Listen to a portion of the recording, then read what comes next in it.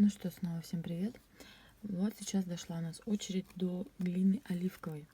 Если честно, перед тем, как снимать видео, я ее уже попробовала, и я ужаснулась. Ну, начнем с того, что в сухом виде эта глина чертовски твердая, она напоминает чем-то абсолютно засохший крем-брюле или совсем пересушенный глиномел красавчик. Но ладно, бог ты с ним. Я подумала, что мне получится размочить водой. Я дала ему полежать немножко во влажном пакете. И потом решила откусить. И меня сразу охватил ужас, потому что мне показалось, что я засунула ложку песка прямо в рот. То есть сейчас вроде как он так крошится, но на зубах он скрипит просто, точнее не он, а она скрипит как песок. Я никогда не пробовала подобной глины, и, если честно, я ужаснулась. Я не понимаю, как можно такое кушать. Возможно, изменения произошли за счет того, что очень давно глина у меня лежит. Возможно, если она будет свежая, таких побочных эффектов у нее не будет. Но если она такая всегда, то я даже не понимаю тех людей, которые очень любят ее грызть. Но это просто сплошной песок.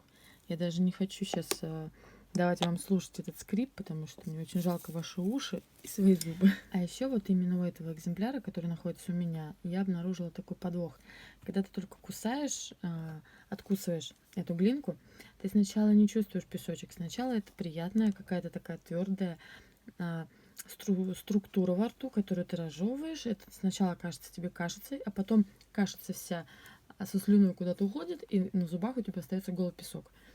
Поэтому, девочки, напишите, пожалуйста, мальчики, в комментариях. Может, у меня правда глина лежит долго, и я храню ее неправильно. У всех ли она такая? Просто очень интересно. Теперь у нас подошла очередь голубой глинки с Псковской области. Это именно та самая глинка, которая на ощупь мне сразу показалась какой-то песочной. Вот у нее тоже песочек какой-то непонятный остается. Цвет у нее нежно-нежно-зеленый, попахивает болотцем.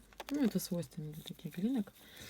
Сейчас попробуем. Я надеюсь, не будет скрипеть, как предыдущая.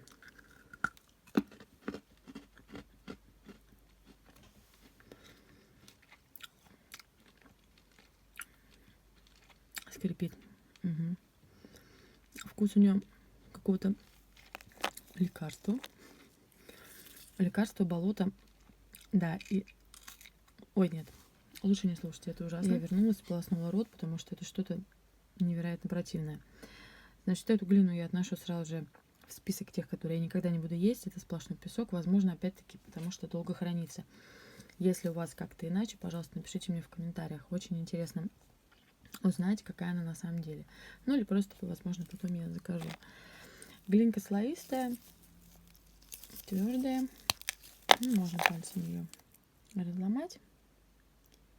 И прям песок чувствуется. Вот. Ну, вроде самое невкусное я уже попробовала. Что же будет дальше? Ну что, продолжаем мы обычной кембрийской глинкой.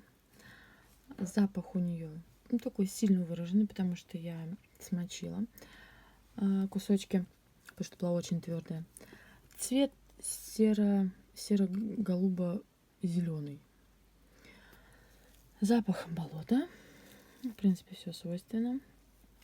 Когда она была совсем сухой, прям видно было, как она отслаивалась на пластинке. То есть можно было пальчиками поломать. Ну, в принципе, тут видно. Ну что, попробуем, что это такое.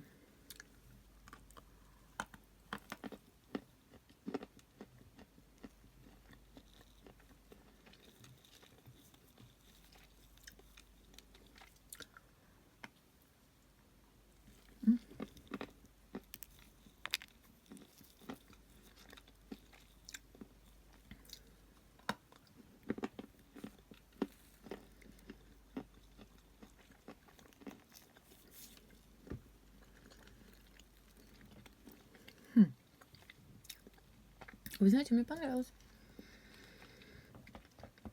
Она чуть-чуть подскрипывает, но это я подразумеваю то, что я не смогла выполоскать водой от предыдущей глинки. Вкус у нее не совсем болотистый. Откусывается немножко твердо, разжевывается с хрустом. и постепенно превращается в такую сытную, густую, обволакивающую кашу, которая липнет сразу к небам, к деснам.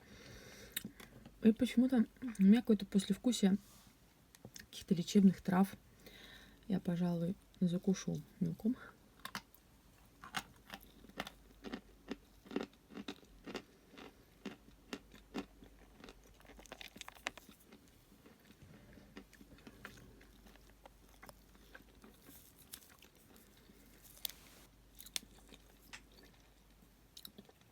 Я обращала внимание, что у некоторых девочек глина именно кимбрийская, она серая, а это какая-то зеленая.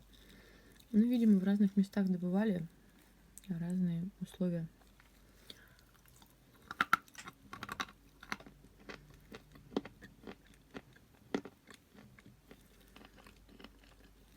Мгм.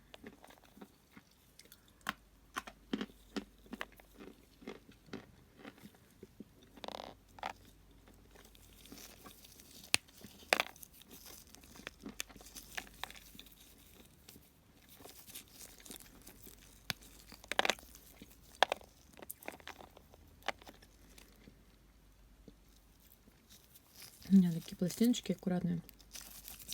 Только, видимо, под определенным углом их только можно сломать. В принципе, из 4 глин, которые у меня были за сегодня, значит, что мне понравилось?